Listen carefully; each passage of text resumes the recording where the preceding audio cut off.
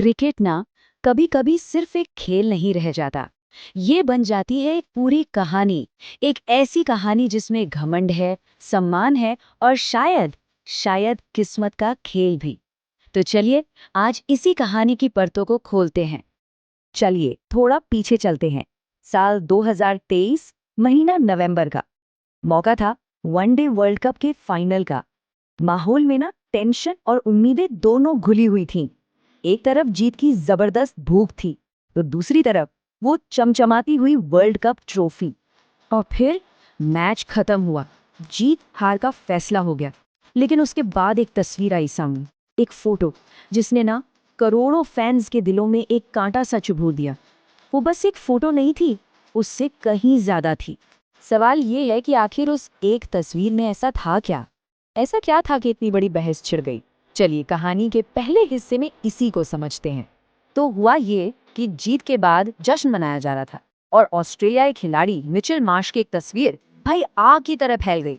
उस तस्वीर में वो वर्ल्ड कप की ट्रॉफी पर पैर रख के बैठे थे। अब कई फैंस के लिए ये सिर्फ एक पोज नहीं था, ये खेल के सबसे बड़े ताज का, सबसे बड़े सम्मान का अपमान था।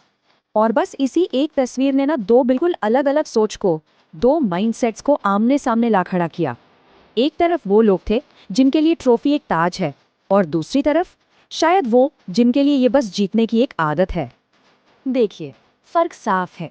एक तरफ है भारत, जहां टीम और फैंस दोनों के लिए ट्रॉफी सिर का ताज है, मतलब उसे माशूका की तरह प्यार किया जाता है। और दूसरी तरफ वो तस्वीर देखकर ऐसा लगा जैसे ऑस्ट्रेलिया के लिए ये जीत खैर बस एक और दिन, एक और ट्रॉफी, मतलब जूतियों के नीचे रखने जितनी आम बात। और ये सिर्फ कहने की बातें नहीं हैं, इसके सबूत भी हैं। याद कीजिए 2024 का T20 वर्ल्ड कप। जब भारत जीता तो कप्तान ने पिच को चूमा। खिलाड़ी ट्रॉफी को ऐसे साथ लेकर सोए जैसे कोई अपनी सबसे कीमती चीज हो। उसे भारतीय जमीन पर एक ताज की तरह सिर पर उठाकर लाया गया। अब सोचिए, ये सम्मान और वो तस्वीर, जमीन आसमान का फर्क है कि नहीं? तो ये तो हुई उस तस्वीर की बात। अब कहानी में थोड़ा आगे बढ़ते हैं, फास्ट फॉरवर्ड करते हैं आज के समय पर और देखते हैं कि कैसे वो टीम जिसे भेड़ियों का झुंड कहा जाता था, वो अचानक से इतनी बेबस, इतनी लाचार दिखने लगी। सिर्फ दो T20 वर्ल्ड कप में ऑस्ट्रेलिया को एक नहीं बल्कि लगातार 2 हार मिली। अब आप सोचिए, जो टीम हर टूर्नामेंट जीतने के इरादे से आती है, उसके लिए ये सिर्फ एक नंबर नहीं है, ये एक बहुत बड़ा शौक है, एक बहुत बड़ा सदमा। और देखिए, हार तो किसी से भी हो सकती है, लेकिन ये हारें जिस तरह से आईं वो चौंकाने वाली थी।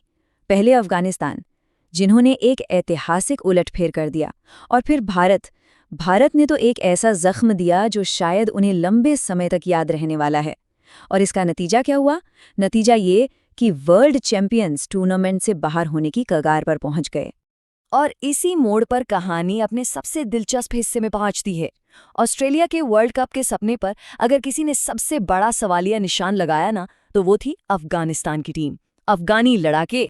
जरा इस मैच को याद कीजिए। अफगानिस्तान ने पहले बैटिंग की और एक अच्छा लड़ने लायक स्कोर बनाया। सबको लगा ठीक है, ऑस्ट्रेलिया का बैटिंग लाइनअप तो बहुत मजबूत है, वो इसे आराम से चेज कर लेंगे। लेकिन फिर जो हुआ वो इतिहास बन गया। अफगानिस्तान के गेंदबाजों ने ऐसा जादू चलाया कि पूरी की पूरी ऑस्ट्रेलियाई टीम ताश के पत्तों की तरह ढह गई। एक ऐसी जीत जिसने पूरी क्रिकेट की दुनिया को हैरान कर दिया।